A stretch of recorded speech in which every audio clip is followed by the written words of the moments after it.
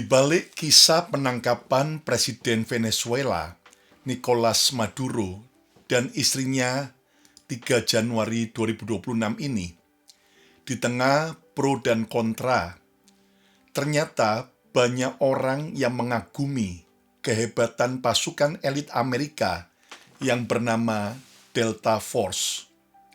Baik terang-terangan maupun secara diam-diam, begitu banyak orang membicarakan kehebatan pasukan Delta Force dari Amerika ini. Dengan kecepatan yang hanya 2,5 jam, langsung bisa masuk ke kota Caracas, bahkan juga bisa memasuki istana tempat dari Presiden Venezuela, Maduro, untuk menangkap dan tanpa perlawanan yang besar. Dan saudara sekalian, selain teknologi yang canggih yang dimiliki oleh pasukan, tetapi juga karena para prajurit daripada Delta Force yang luar biasa. Selamat berjumpa kembali semua sahabat Mezbah Mujizat. Salam sukacita, salam kebahagiaan, dan salam kemenangan. Senang sekali hari ini saya, Pastor Lukas Kusuma, boleh melayani saudara dari kota Philadelphia, Pennsylvania, di Amerika. Dimanapun Anda menyaksikan program ini, jangan lupa untuk Anda share program ini kepada teman-teman Anda di sosial media juga, dan juga komen yang baik, serta pencet like-nya, serta subscribe YouTube channel Bethany Miracle Center. Hari ini kita akan belajar membuat sebuah refleksi diri bagi kehidupan kita.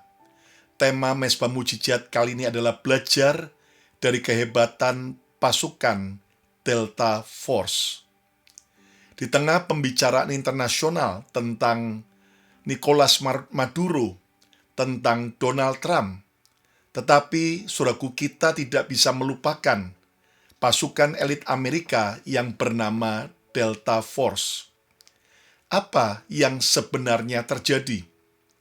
Menurut banyak laporan media internasional, pada 3 Januari 2026, Amerika Serikat melakukan operasi militer besar-besaran di Caracas, Venezuela, yang mencakup serangan udara dan misi pasukan khusus. Presiden Venezuela, Nicolas Maduro, dan istrinya, Cilia Flores, ditangkap dan dibawa ke Amerika Serikat, di mana mereka akan menghadapi tuduhan kriminal seperti narkoterorisme dan perdagangan narkoba. Pengumuman penangkapan dibuat oleh Presiden Amerika Donald Trump sendiri melalui media sosial. Delta Force, nama panggilan populer untuk First Special Force Operation, atau yaitu Delta Force, dilaporkan menjadi unit yang memimpin aksi darat dalam operasi itu. Delta Force adalah satuan elit pasukan khusus Amerika yang terkenal. Biasanya digunakan untuk direct action mission, operasi serangan secara cepat, high value target, menyasar toko atau target bernilai tinggi, hostage rescue atau arrest mission, pembebasan sandera atau penangkapan.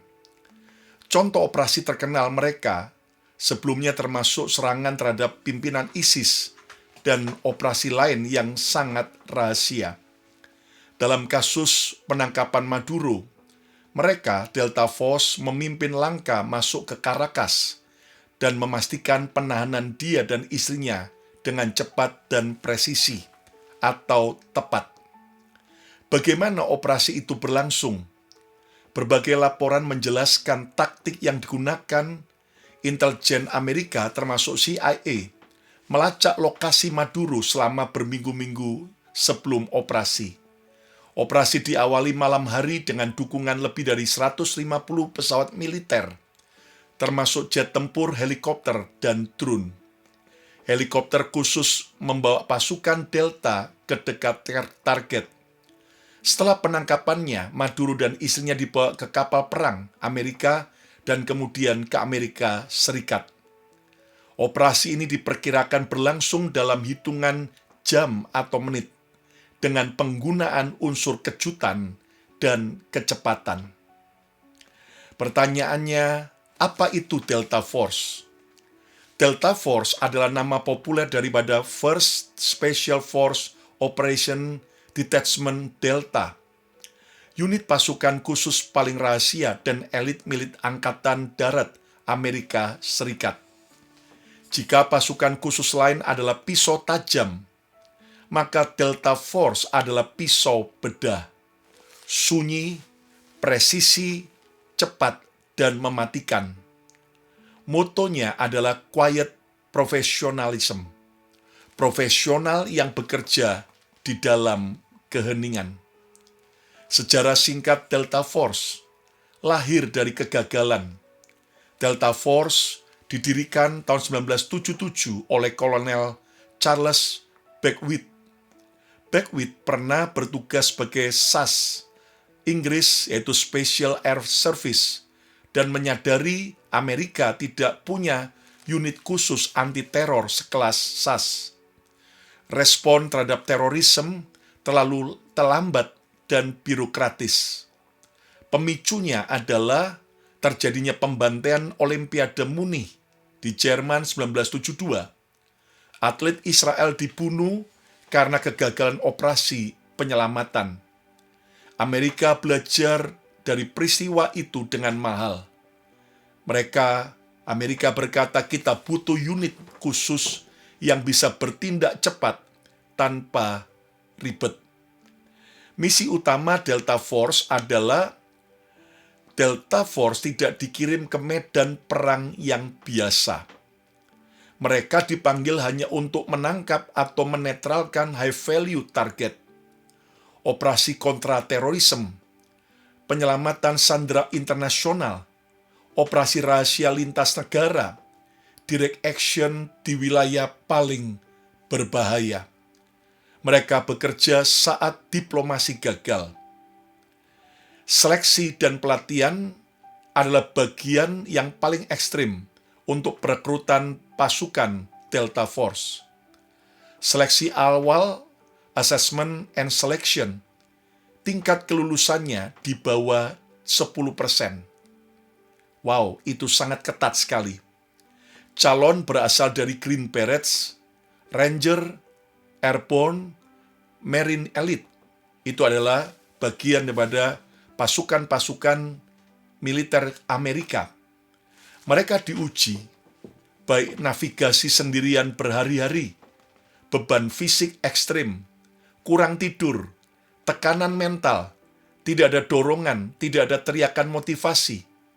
Yang diuji untuk perekrutan pasukan Delta Force bukan soal otot saja, tetapi soal karakter. Banyak yang gagal masuk ke dalam pasukan elit Delta Force, bukan karena lemah, namun karena menyerah secara mental. Operator Training Course atau OTC, pelatihan lanjutan meliputi close quarter battle, penembakan presisi jarak dekat, pelatihan bahasa asing, penyamaran, intelijen, integrasi, urban warfare, anti-teror skenario realistis. Mereka dilatih berpikir sendiri, bukan menunggu perintah. Operasi yang terkenal dari Delta Force di Iran tahun 1980, yang dikenal dengan Operation Eagle Claw, ternyata gagal menyelamatkan sandera di Teheran, dan itu menjadi pelajaran pahit. Sistem pasukan khusus Amerika direformasi total setelah itu. Lalu di Panama tahun 1989, pasukan Delta Force berhasil menangkap Manuel Noriega, pasukan presisi di wilayah musuh. Bahkan juga di Somalia 1993 dengan operasi Black Hawk Down, berhasil menangkap pimpinan milisi. Terjadi pertempuran brutal di Mogadishu. Dunia melihat betapa mahalnya operasi urban. Di Irak dari 2003 sampai 2011, Pasukan Delta Force berperan besar dalam penangkapan Saddam Hussein, memburu Al-Qaeda Irak, operasi malam hampir setiap hari. Bahkan operasi melawan ISIS, membunuh dan menangkap pimpinan ISIS, operasi lintas negara secara rahasia. Banyak operasi tidak pernah diumumkan ke publik, tetapi peran Delta Force begitu besar sekali. Filosofi yang dipegang oleh pasukan Delta Force adalah mereka mempunyai filosofi sunyi, tapi lebih penting daripada sorotan. Sunyi lebih penting daripada sorotan. Mereka tidak mencari pengakuan. Keberhasilan mereka sering dikreditkan ke pasukan gabungan. Yang penting misi selesai, bukan nama dikenal. Disiplin mengalahkan bakat. Pasukan Delta Force bukan yang paling hebat, tapi yang paling konsisten dan terkendali. Dan karakter lebih penting daripada kekuatan. Banyak yang kuat namun gagal. Yang lolos adalah rendah hati, stabil, tidak panik, bisa taat dan mandiri sekaligus. Keputusan di bawah tekanan. Dalam hitungan detik, keputusan pasukan Delta Force menentukan hidup mati, perang, dan krisis global.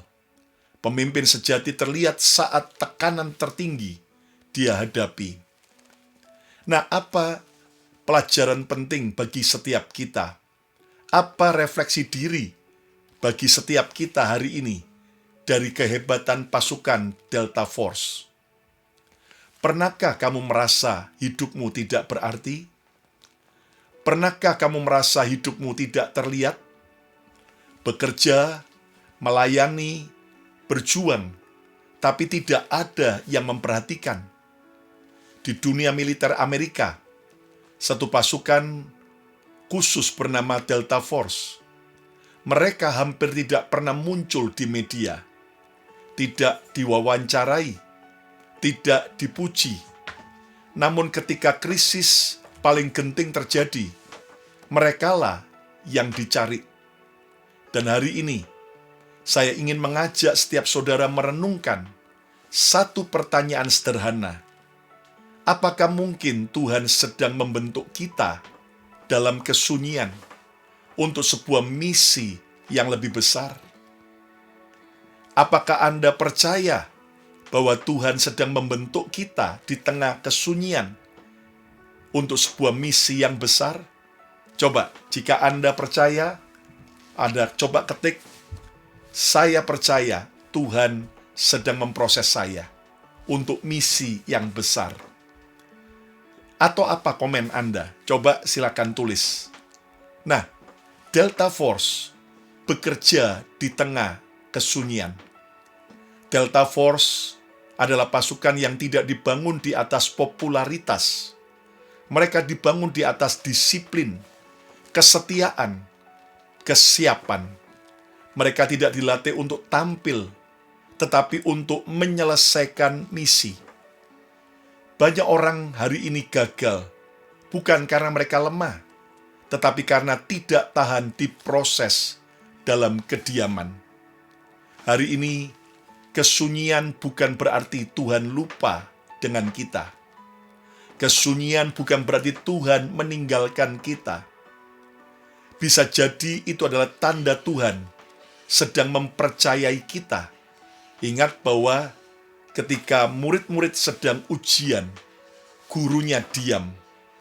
Justru guru itu diam. Kenapa? Karena mempercayai murid-muridnya untuk mengerjakan bahan-bahan ujian itu. Sang guru setelah mengajar, maka guru akan diam karena ada waktunya ujian.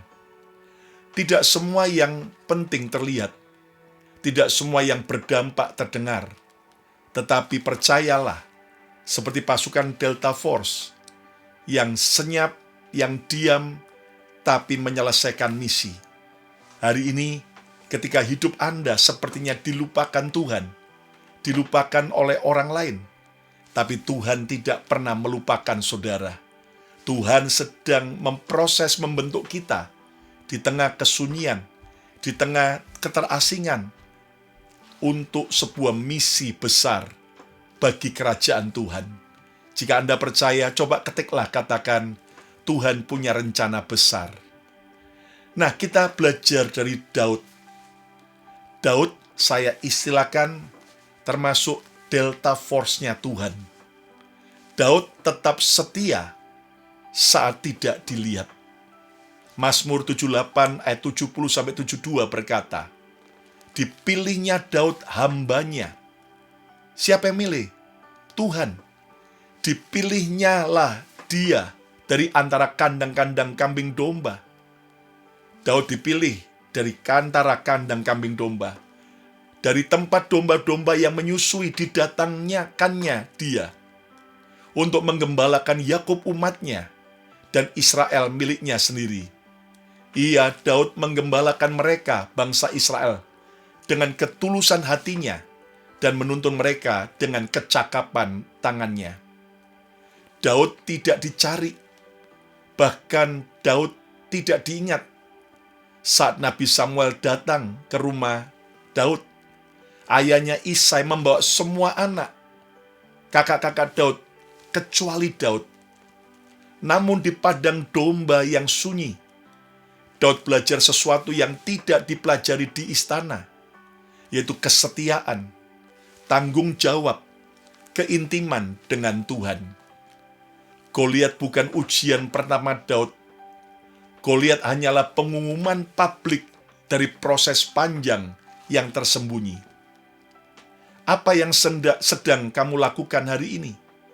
Yang mungkin tidak dilihat oleh siapapun, tapi Tuhan melihat. Saat engkau tetap belajar setia melayani, walaupun tidak dilihat orang, tidak dipuji orang, bahkan dikritik, percayalah, Tuhan itu melihat. Ketika engkau sudah melakukan yang baik, tetapi engkau disalah ngerti, bahkan difitnah, dimusuhin, Tuhan tetap melihat. Ayo coba katakan, Tuhan selalu melihat. Tuhan sering mempersiapkan kita jauh lebih lama daripada waktu Dia menampilkan kita. Saudara, saya bisa ada hari ini melewati berbagai proses-proses yang tidak mudah.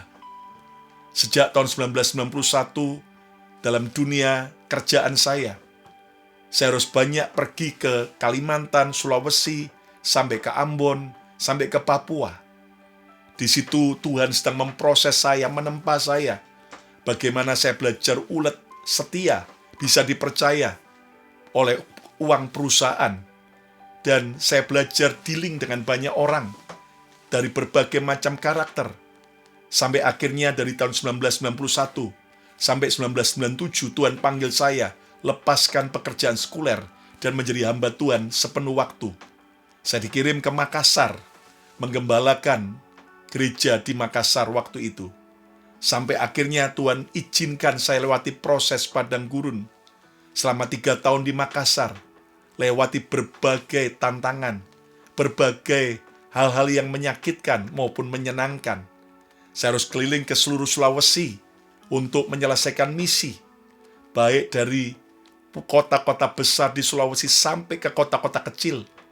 Saya lalu itu semua. Dan ternyata saya tidak menduga kalau itu merupakan persiapan. Karena tahun 2000, Tuhan bawa saya ke Amerika. Dan itu pun tidak langsung seperti sekarang. Saya harus lewati proses, disakiti, dikecewakan, difitnah, ditinggalkan, bahkan disalah mengerti. Tetapi puji Tuhan, ketika saya terus belajar seperti Daud, tetap setia, tetap teguh, tetap kuat, tetap melakukan tugas yang Tuhan perintahkan walaupun di tengah kesunyian. Ternyata Tuhan itu tidak pernah melupakan. Di balik proses akan ada kemuliaan dan kemenangan. Ayo coba katakan, di balik proses ada kemuliaan. Hari ini mungkin ada saudara yang sedang lewati proses yang sangat panjang seperti Daud. Kuatkan, teguhkan hatimu. Jangan pernah menyerah. Jangan cari jalan pintas yang bertentangan dengan Alkitab. Tapi teruslah setia, teruslah mengasihi Tuhan, dan percayalah ketika engkau sedang lewati ujian, pergumulan proses soal keluarga, soal ekonomi, soal kesehatan, soal pelayanan, soal apapun juga, Tuhan tak pernah meninggalkan kita. Immanuel, Tuhan beserta kita. Teruslah berseru pada nama Yesus. Hari ini kalau ada saudara yang belum percaya Yesus, terimalah Yesus sebagai Tuhan dan Juru Selamat saudara. Yang kedua, Nehemia adalah tokoh Alkitab yang saya sebut juga sebagai Delta Force-nya kerajaan Tuhan. Nehemia tetap fokus di tengah gangguan. Lihat Nehemia 4 ayat 17-20. Yang membangun tembok, orang-orang yang memikul dan mengangkut melakukan pekerjaannya. Dengan satu tangan dan dengan tangan yang lain, mereka memegang senjata. Nehemia dan orang-orang Israel yang membangun tembok Yerusalem, karena dapat ancaman, mereka tidak berhenti dari pembangunan, tapi mereka tangan satu memegang senjata, satu tangan bekerja. Ayat 18. Setiap orang yang membangun bekerja dengan berikatkan pedang pada pinggangnya. Dan di sampingku berdiri peniup sangkakala. Berkatalah aku, Nehemia, kepada para pemuka dan para penguasa, dan kepada orang-orang yang lain.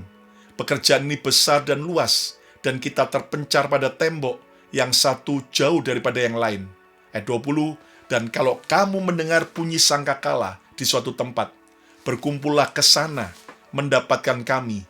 Allah kita akan berperang ganti kita. Wow. Nehemia adalah Air Force-nya Tuhan. Nehemia tetap bisa fokus di tengah-tengah ancaman, di tengah-tengah semua gangguan. Ayo hari ini belajarlah seperti Nehemia. Di tengah masalah, di tengah gangguan, intimidasi, ketakutan, biar kita tetap boleh fokus dan mengerjakan apa yang Tuhan perintahkan. Dalam Nehemia 6 ayat yang kedua sampai 3, maka Sanballat dan Geshem, orang-orang yang memusuhi Nehemia, mengutus orang kepadaku dengan pesan, mari kita mengadakan pertemuan bersama di Kerifim, di lembah Ono. Tetapi mereka berniat mencelakakan aku, berniat mencelakakan Nehemia. Ayat yang ketiga, lalu aku mengirim utusan kepada mereka dengan balasan. Aku tengah melakukan sesuatu pekerjaan yang besar. Aku tidak bisa datang. Untuk apa pekerjaan ini terhenti? Oleh sebab aku meninggalkannya dan pergi kepada kamu. Nehemia membangun tembok Yerusalem sambil menghadapi ejekan dan ancaman. Ia tidak melawan dengan kemarahan. Ia tidak sibuk membela diri. Ia hanya berkata, aku sedang melakukan pekerjaan besar. Aku tidak bisa turun. Aku tidak mau terganggu. Nah, inilah hal yang dahsyat. Nehemia tetap fokus menyenangkan Tuhan, melakukan apa yang Tuhan perintahkan, walaupun di tengah gangguan, di tengah semua ancaman dan intimidasi. Keteguhan Nehemia bukan berarti tanpa tekanan, tetapi keteguhan di tengah tekanan. Tidak semua undangan perlu dijawab, tidak semua suara perlu ditanggapi. Fokuslah kepada apa yang penting. Fokuslah kepada apa kata-kata Tuhan. Fokuslah kepada solusi untuk menyelesaikan setiap masalah kita. Fokuslah mencapai garis akhir, menyelesaikan setiap panggilan kita. Fokus adalah bentuk ketaatan yang sering diremehkan, tapi hasilnya luar biasa. Ayo coba katakan, saya mau tetap fokus melakukan kehendak Tuhan. Yang ketiga, yang terakhir, Paulus termasuk saya sebut Delta Force-nya kerajaan sorga. Rasul Paulus hidup yang diserahkan bagi Kristus. Hidup yang diserahkan bagi Tuhan. Lihat Kisah Rasul 20 ayat 24. Tetapi aku tidak menghiraukan nyawaku sedikit pun. Asal saja aku dapat mencapai garis akhir dan menyelesaikan pelayanan yang ditugaskan oleh Tuhan Yesus kepadaku untuk memberi kesaksian tentang Injil kasih karunia Allah. Paulus tidak hidup untuk kenyamanan, namun ia hidup untuk ketaatan, mengerjakan panggilan Tuhan. Paulus tahu bahwa mengikut Kristus bukan berarti hidup tanpa luka, tetapi hidup dengan makna. Paulus berkata, hidupku tidak berharga bagi diriku sendiri. Hidupku bukannya aku lagi, tetapi Kristus. Ini bukan bahasa orang nekat. Ini bahasa orang yang mengerti panggilan Tuhan dalam hidupnya. Apakah Anda mengikuti Tuhan sejauh masih nyaman atau sejauh Tuhan memimpin? Ketaatan sejati sering membawa kita ke tempat yang paling tidak kita pilih sendiri. Ayo hari ini, ambillah sebuah keputusan untuk kita menjadi pasukan Delta Force-nya Tuhan. Amin. Kesimpulannya, Lukas 16 ayat 10 berkata, barang siapa setia dalam perkara kecil, ia akan dipercaya perkara-perkara besar. Mungkin hari ini saudara berkata, sedang setia tapi kok lelah. Mungkin hari ini Anda adalah orang yang taat, tapi tidak dipandang sebelah mata oleh orang lain. Mungkin Anda sedang berjuang, tapi Anda merasa kesepian. Ingat ini, Tuhan tidak membuang proses. Kesunyianmu tidak akan sia-sia. Jika Tuhan belum menampilkan saudara, mungkin Dia masih memperlengkapimu. Tetapi percayalah akan tiba waktunya. Seperti Delta Force dari Amerika, seperti Daud, seperti Nehemia dan Rasul Paulus. Delta Force-nya kerajaan Tuhan. Demikian juga Tuhan mau panggil kita, pilih kita, proses kita, untuk kita tetap, yaitu menjadi berkat, walaupun di tempat yang sunyi. Seperti juga Nehemia tetap fokus untuk menyelesaikan tugas di tengah gangguan. Bahkan seperti Paulus yang hidupnya diserahkan untuk mengerjakan panggilan Tuhan. Hari ini siapa yang mau sungguh-sungguh menjadi pasukan Delta Force-nya kerajaan surga? Angkatlah tangan saudara, saya mau berdoa. Terima kasih Tuhan, kami sudah belajar kebenaran firman-Mu. Kami mengagumi loyalitas, kehebatan, kecerdasan daripada pasukan Delta Force. Tetapi kami juga mengagumi Daud, Nehemia, dan Rasul Paulus. Ajari kami untuk meneladani mereka, supaya hidup kami menjadi berkat, hidup kami berdampak, dan biar Tuhan memberkati setiap sahabat Mesbah Mujizat. Yang sakit Tuhan sembuhkan, yang lemah Tuhan kuatkan. Biar ketika kami belum alami mujizat dan pertolongan Tuhan, kami ditempa, kami tetap setia ikut Yesus. Sekali Yesus, selamanya Yesus. Terima kasih Tuhan, dalam nama Yesus. Amin, amin, amin, amin. Jika Anda diberkati oleh program Mesbah Mujizat ini, yuk coba ketiklah komen, katakan, saya mau jadi pasukan Tuhan. Ya, saudara, mari menangkan jiwa-jiwa bagi Yesus. Dan salah satu cara untuk Anda bisa bersaksi, Anda share program Mesbah Mujizat ini kepada banyak orang, dan juga komen yang baik, pencet like-nya, dan subscribe YouTube channel Bethany Miracle Center. Jangan lupa follow Instagram saya Lukas Susuma, Instagram Bethany Miracle Center. Dan program Mesbah Mujizat hadir tiap hari Selasa dan Jumat, jam 7.30 malam waktu Jakarta, dan tiap hari Senin, hari Rabu, Kamis, Sabtu, jam 7.30 malam waktu Jakarta juga Bethany Miracle Center. YouTube ini juga menayangkan pujian dan juga khotbah. Dan hari Minggu ada 2 kali ibadah secara live. Anda bisa ikuti langsung dari Bethany Miracle Center di kota Philadelphia, Pennsylvania, Amerika. Hari ini, ayo kita mau menjadi pasukannya Tuhan, tetap menjadi berkat. Saya Pastor Lukas Kusuma mengucapkan shalom, berkat Tuhan melimpah buat kita. Sampai berjumpa kembali. God bless you all.